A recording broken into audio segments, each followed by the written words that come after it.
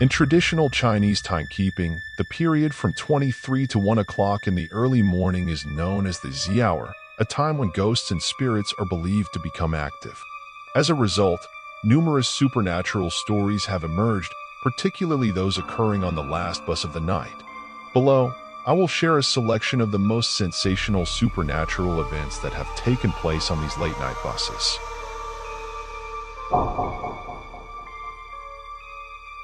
It is said that a supernatural incident occurred on a bus passing near the old summer palace. 3 individuals dressed in ancient costumes boarded the bus, and mysteriously, the bus vanished into thin air, leaving without a trace. The story unfolds in Beijing in 1995 on the night of November 14th. A bus, specifically the number 330 route, was traveling near the old summer palace. It was the last bus for the night. Due to the weather, there were fewer people on the road, and the bus had only a few passengers, including a couple, a young man, and an elderly woman. Since it was the last bus, there was no rush. The driver and ticket collector were chatting while driving when suddenly the driver slammed on the brakes. It turned out that 3 strangely dressed individuals were standing on the road, attempting to flag down the bus. As a bus driver, dealing with such passengers was the most annoying. The driver, visibly displeased, stopped the bus, opened the door, urged them to get on quickly, and warned them about the danger of their actions. The 3 individuals paid no attention to the driver and walked onto the bus slowly. 2 of them were dressed in Qing Dynasty official attire, while the other wore a white prisoner's outfit. Although they were very close, the driver couldn't see the faces of the individuals clearly. The 3 of them didn't lift their heads and walked directly towards the last row of seats. From the moment the 3 individuals boarded the bus, passengers felt a sudden drop in temperature inside the bus, creating an eerie atmosphere. Dressed like that in the middle of the night was indeed frightening. Several passengers, who had been resting with their eyes closed, felt a chilling sensation and opened their eyes to see what was happening. Everyone focused their attention on these 3 mysterious individuals. The ticket seller also sensed that something was amiss and quickly reassured everyone not to be afraid, suggesting that these 3 people might be actors shooting a nearby film. Upon hearing the ticket seller's explanation, the passengers found it somewhat plausible. The tension in the air gradually eased. The bus continued for 2 more stops, and the couple sitting in the front got off the bus. With only the young man and the elderly lady remaining on the bus, the elderly lady, seated behind the young man, had a persistent feeling that something was amiss with the 3 individuals.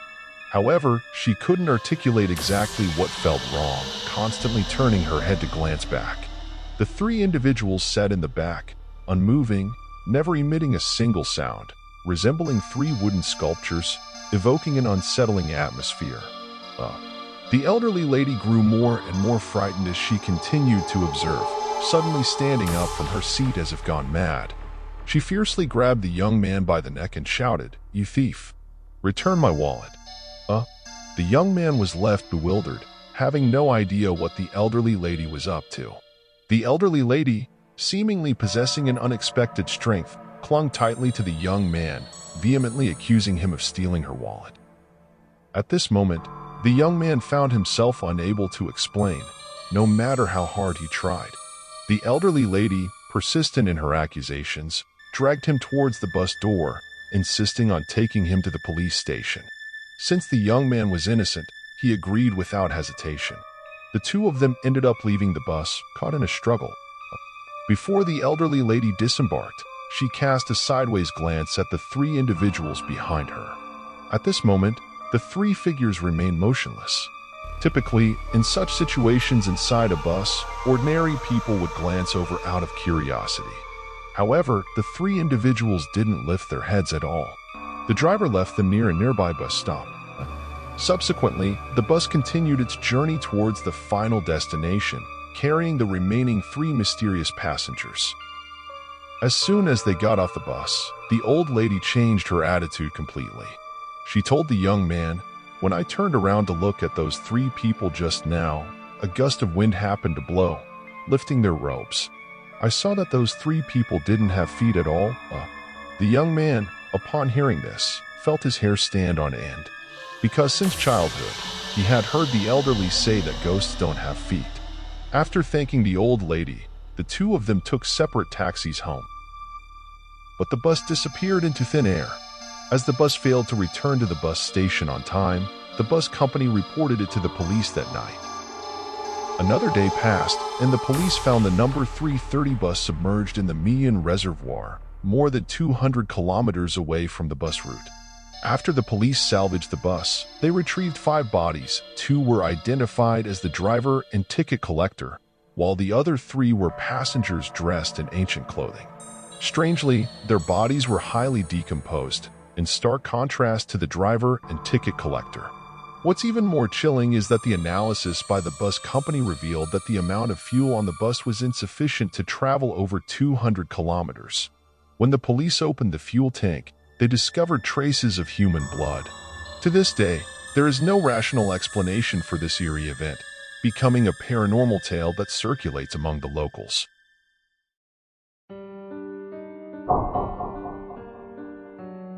Why does the deserted subway, seemingly devoid of any passengers, make a solitary run every early morning? Could it truly be to ferry departed souls? Legend has it that during the subway's construction, over 200 skeletons were unearthed, triggering a series of construction accidents.